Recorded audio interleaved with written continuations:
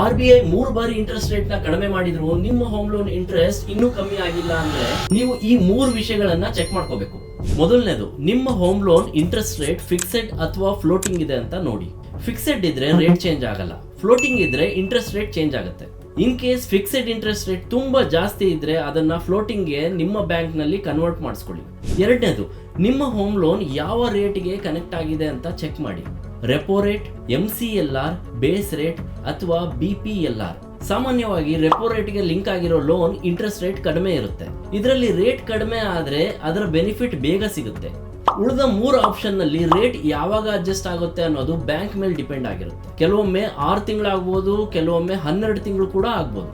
ಮೂರನೇದು, ನಿಮ್ಮ home loan repo ರೇಟ್ಗೆ link ಆಗಿಲ್ಲ ಅಂದ್ರೆ ನೀವು ಬ್ಯಾಂಕ್ಗೆ ಒಂದು ಅಪ್ಲಿಕೇಶನ್ ಕೊಟ್ಟು ಅದನ್ನ ರೆಪೋ ರೇಟ್ಗೆ ಲಿಂಕ್ ಮಾಡಿಸ್ಕೋಬಹುದು. ಇದಕ್ಕೆ 5,000 ರಿಂದ 6,000 ರೂಪಾಯಿ ಖರ್ಚಾಗಬಹುದು. ಆದ್ರೆ ಲಾಂಗ್ ಟರ್ಮ್ ಅಲ್ಲಿ ನಿಮಗೆ ಲಕ್ಷದಷ್ಟು ಪ್ರಾಫಿಟ್ ಆಗುತ್ತೆ. ಈ ವಿಡಿಯೋನ ಹೋಮ್ ಲೋನ್ ಇರೋ ನಿಮ್ಮ ಫ್ರೆಂಡ್ಸ್ ಜೊತೆ ಶೇರ್ ಮಾಡಿ, ಹಾಗೆ ದುಡ್ಡೇ ದೊಡ್ಡಪ್ಪನ ಫಾಲೋ ಮಾಡಿ.